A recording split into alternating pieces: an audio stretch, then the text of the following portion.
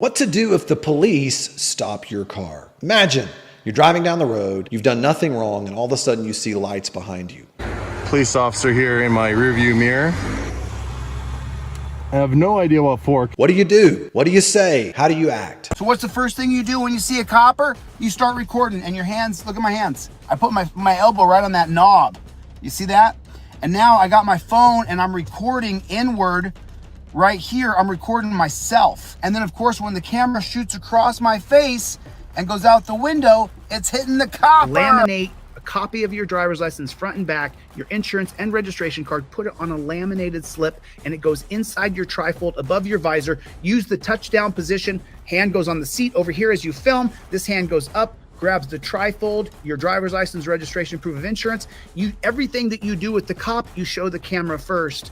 Cop pulls you over, license, registration. I'm already like this. I'm already filming the copper. Always want that camera on yourself, so if anything happens to you, we can see you get hit. We want to make sure that you're in the camera. So you film like this. You hold your hands up in the touchdown position. Then when copper pulls you over, reach up, grab your trifold, your laminated driver's license, proof of registration, insurance. Right there, cop says, hey, can I get your driver's license, registration, proof of insurance? You pull it down and you hand it to him. Brothers, give him your license, your registration, and your proof of insurance. How you doing? License, registration, and proof of insurance, please. There it is. Now he has my license, registration, proof of insurance. He says, hey, where are you going? Where are you going? Perfect. Now you grab your trifold out the top, you point at the trifold where it says, I plead the Fifth Amendment. You show it to the cop and you say, I plead the Fifth Amendment, officer. I invoke my Fifth Amendment right to remain silent. He's going to ask me if I know why he pulled me over to try to get me into an argument so that he can pull me out of the car and put me in torture cuffs and torture me and take me to the dungeon. His goal is to take me and kidnap me and put me in jail and take my car and take my money. Where you heading? Officer, I just showed you on the trifold. I plead the Fifth. Please don't ask me any more questions. If I violated a code, then give me a ticket. I want to leave.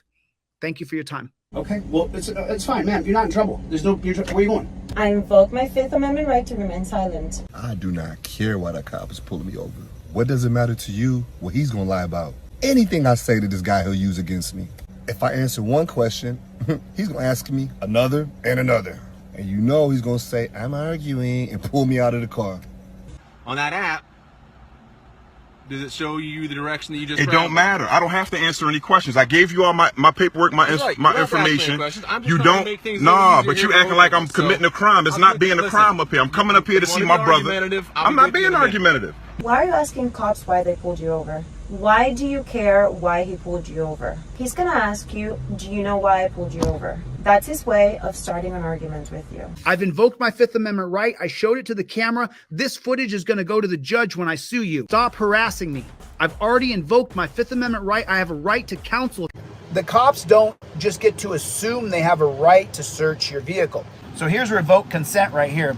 In the 2018 case of United States versus Williams, he asks you if he can search your car, and you're going to tell him, sure. You're going to say, yeah, you can search my car.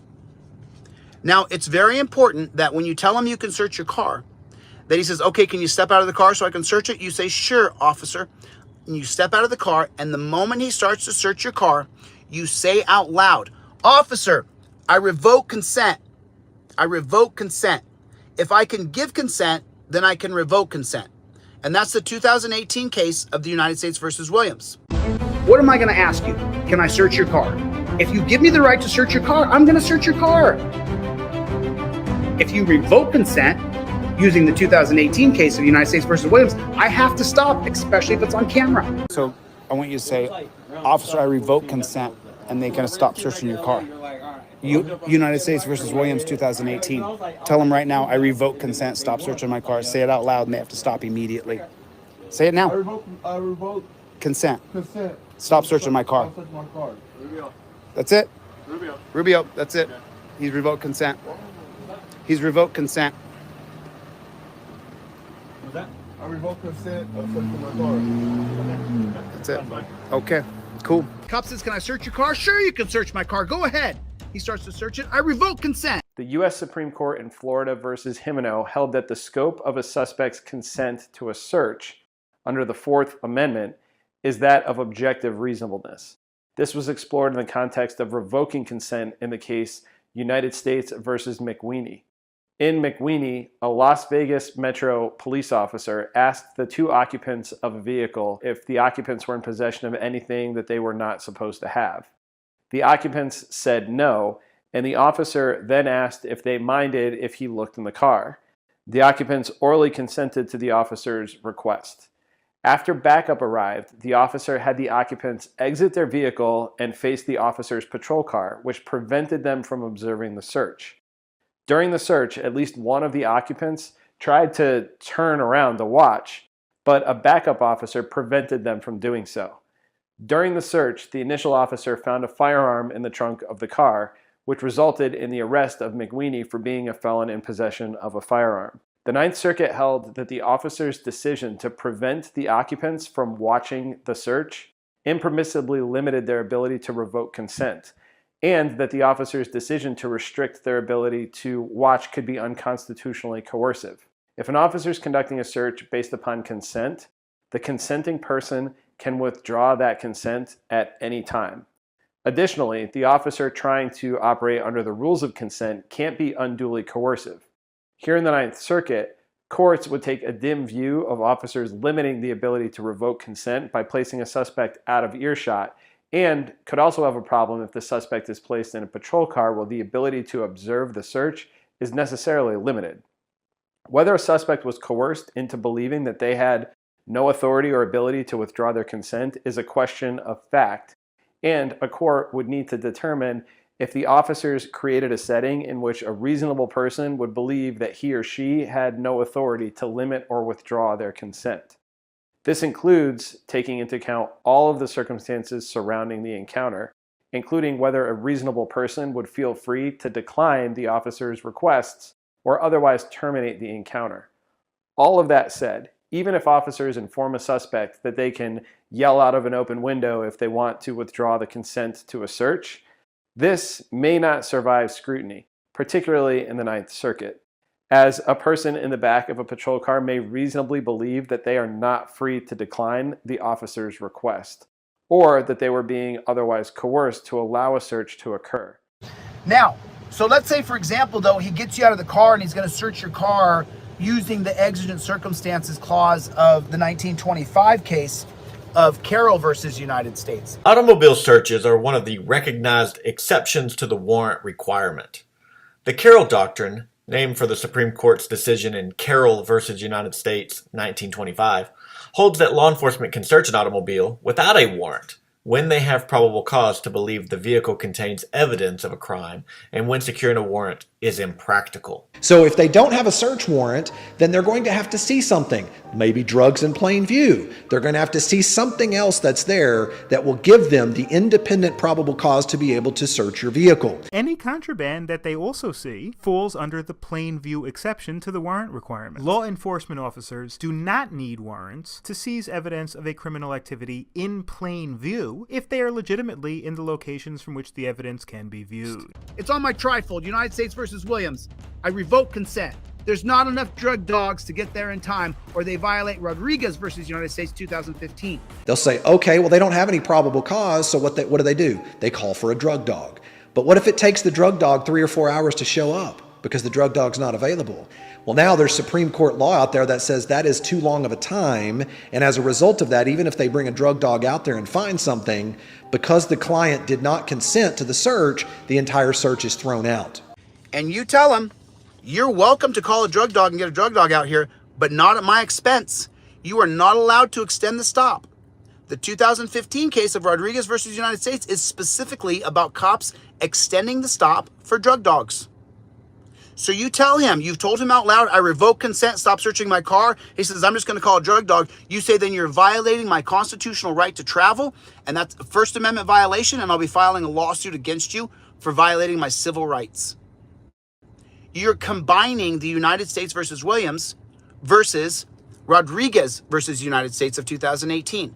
You're combining those two different cases so that you aren't going to get hemmed up. Because just so you know, so if you've done it properly, you've invoked Williams and you've invoked Rodriguez and you did it properly, then it becomes fruit of the poisonous tree, the 1961 case of Mapp versus Ohio, that says that anything that cops find if they illegally search you or your car or your house is inadmissible in a court of law. So I'm combining Williams with Rodriguez to create this impenetrable force around myself that if they do search me, it's all on camera. Anything they find is inadmissible in court of law. Now, outside of finding a dead body in your car, you're going to beat that case. You should beat that case. You use that trifold like it's a piano that you're playing.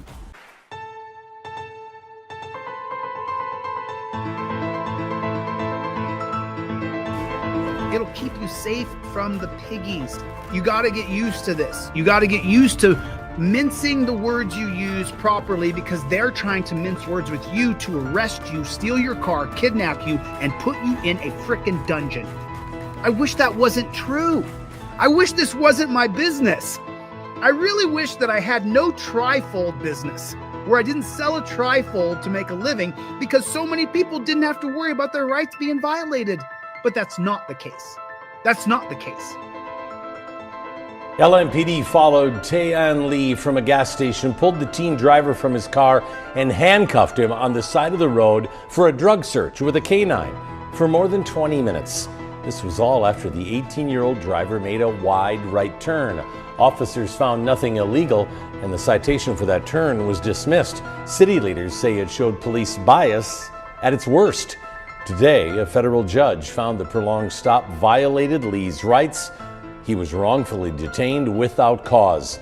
The case will now move to a trial to determine damages, how much the city will have to pay. If you answer one question, where are you going? I'm going to my mom's house. Where are you coming from? You writing a book? You want to be my boyfriend? What are you talking about? Why are you asking me all these questions? We're not dating, bro. I'm straight. Sorry, homie. Don't ask me where I'm going. It says on the trifold, I do not agree to answer any questions. Don't ask me where I'm going. Don't ask me where I'm coming from. Use your trifold. Use it. I sell it for $9. You can download it. Then you have a copy. You can give it to all your friends. Or if you don't have $9, I'll give it to you for free. Get my trifold. Get it in your car. If you don't have one, I'll give you one for free. If you can't afford $9, no problem. If you can afford the $30 one, get it. Put it in your car. It's badass. Keep it. Use your damn trifold. By the way, when you get the $30 indestructible one, I give you a nice thick, it's actually a broccoli wad. You know, the broccoli wad rubber band's a nice thick black rubber band, because I really want you to put the trifold up on your visor, just like that. Put that around your visor, your trifold. How many people don't have their license, registration, proof of insurance? I do a photocopy of my driver's license. I do a laser copy of the front of my driver's license and the back of my driver's license, because I'm not going to put my actual driver's license in a plastic laminated fold. So what I do is I do a laser copy of the front and the back, and then I do a laser copy of my registration and proof of insurance, and then I put them on one long plastic card that kind of mimics the same size as my trifold. And then my registration, insurance, and proof of ID all goes in here. And then when the cop pulls me over, I use this touchdown position. That's why I give you guys the rubber band with your order. It's a small little thing, but I don't want you trying to find the right rubber band. I sell you a nice thick black broccoli wad rubber band that goes right inside of right there. What's wrong with having the necessary tools above your head, putting your hands above the steering wheel so you don't get shot? There are rules. I know it doesn't seem like it, but there are. So that's the most important thing. Set yourself up for success. You're going to get pulled over. Cops are targeting people when you travel. When you travel from point A to point B, cops are targeting you. This is all I do. I don't do anything else. This is all I work on. This is it. Trying to figure out ways to make sure you can get around the prison state, police state, death state. That's what I'm trying to help you do. Go to my website, DeleteLawz.com. Everybody get over to my website, DeleteLawz.com, Delete Lawz with a Z. Get yourself an indestructible trifold for $30, or get the $6 digital trifold, and always invoke your rights. Sometimes you have to give away your rights by allowing them to search for 5 seconds and then revoke the right to search. I retain my rights back. So I want to give you guys the best tools I can possibly give you. The best tools I can possibly give you. And that's what I do with this trifold. I'll see you guys on the next one. Later, Gators.